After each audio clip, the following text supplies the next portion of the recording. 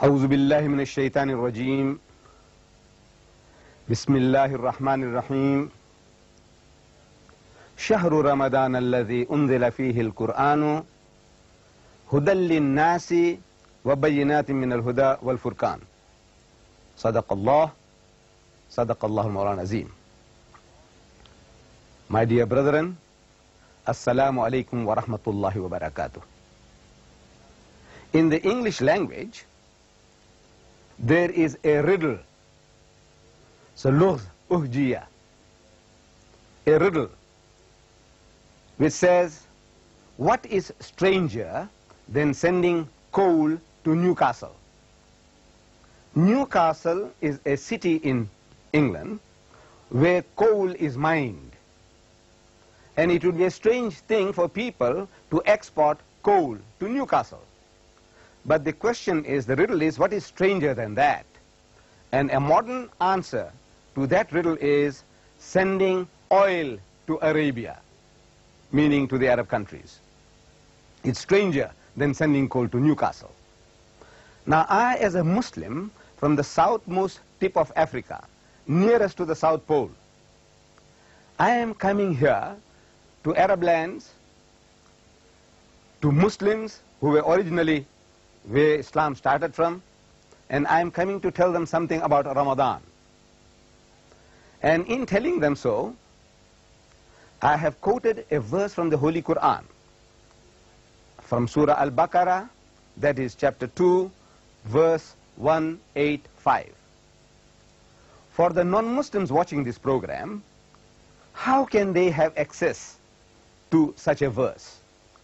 The first method is that you ask any Muslim, and if he tells you about a surah, surah meaning chapter, and he says Baqarah, in this volume, which was presented to me by the Presidency of Islamic Courts and Affairs in your city of Doha, Qatar, in this volume of a translation of the Holy Quran, if you open the index, right at the back end of this volume is an index.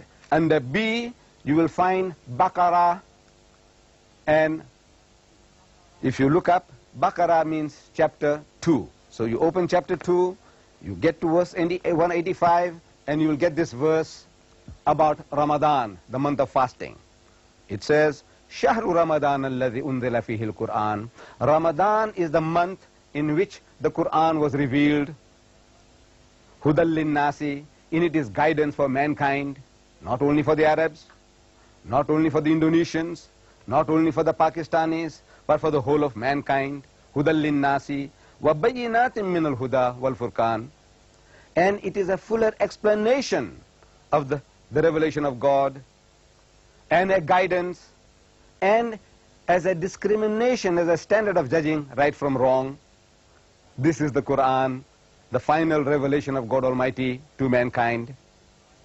So Ramadan is the month in which the Quran was revealed. And two verses before this one, in verse 183, we are told, Ya ayyuhalladhina amanu, say, O you who believe, O men of faith, Ya ayyuhalladhina kutiba alaykumus siyamu kama kutiba alal ladhina min qablikum. Says fasting has been ordained for you, has been prescribed for you, as it had been prescribed for those before you. لَعَلَّكُمْ تَتَّقُونَ, that ye may learn self-restraint, that ye may learn discipline. The purpose of fasting, we find here, told to us by God Almighty, is not just to starve ourselves, but that we may learn self-discipline. And there is nothing new in this. It is not entirely something novel, that God Almighty had ordained this system of fasting for the previous religious systems. In Judaism, the religion as taught by Moses, fasting was prescribed. In the religion as preached by Jesus Christ, Hazrat Isa alayhi salam, fasting was prescribed. And we read in the Christian scriptures, in what is called the New Testament in English, that Jesus Christ, he told his disciples that when you fast, do not fast as the hypocrites do. They do not wash their faces and they do not brush their hair. But when you fast, you must wash your face and brush your hair.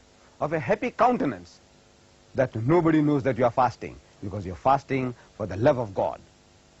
So in Islam, this is one of the major principles, pillars of Islam. And the Muslim, he looks forward to this holy month of Ramadan. And the Ramadan of the Muslim, the holy month of fasting, is counted according to a lunar calendar. We in the West, people in the West, we have a Gregorian solar calendar based on the movement of the sun, 365 and a quarter day a year, and another 365 and a quarter, and another 365 and a quarter, and at the fourth turn of the earth around the sun, they add a day, which means they have a lunar, they have add what is called, in February, they add an extra day. Now, in Islam, Allah Bari Ta'ala, God in His mercy, what He has done is that by giving us a lunar calendar for working out our days and our counting for our religious festivals, it has made it possible for mankind to have a fair chance of experiencing all the seasons of the year.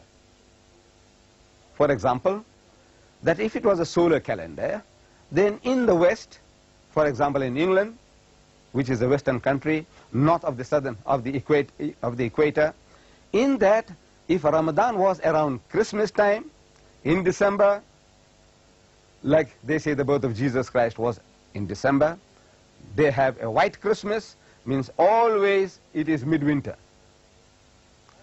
In our case, if Ramadan was to come, instead of December, we say Ramadan, then every year, year in and year out, it would have been a midwinter for fasting, and people in the south of the equator, it would have been in midsummer, like in my country, South Africa, we would be having midsummer throughout our experience, and the Western man would be having midwinter throughout his experience, and fasting in winter and fasting in summer are not equal. There is a vast difference between these two. Fasting in summer is no doubt more strenuous, it is more tiring, more trying than fasting in winter. Then in winter, in the West, they have very, very long days and very, very short nights. Then we have very, very long days and very short days in winter and very, very long nights. So in other words, it would be very unfair, very unjust to work on a system of that nature. Allah subhanahu wa ta'ala, God Almighty, in His wisdom, in His mercy, He has given us this lunar calendar for working out this holy month of Ramadan. And we Muslims, we fast from before sunrise to sunset. Before dawn, we can have a little breakfast, and the whole day, from sunrise up to sunset, not even a sip of water, no smoking, no sniffing, and other normal relationship which might exist between, let's say, the husband and the wife. Even those relationships of satisfying your sexual needs are forbidden. And it is a great discipline.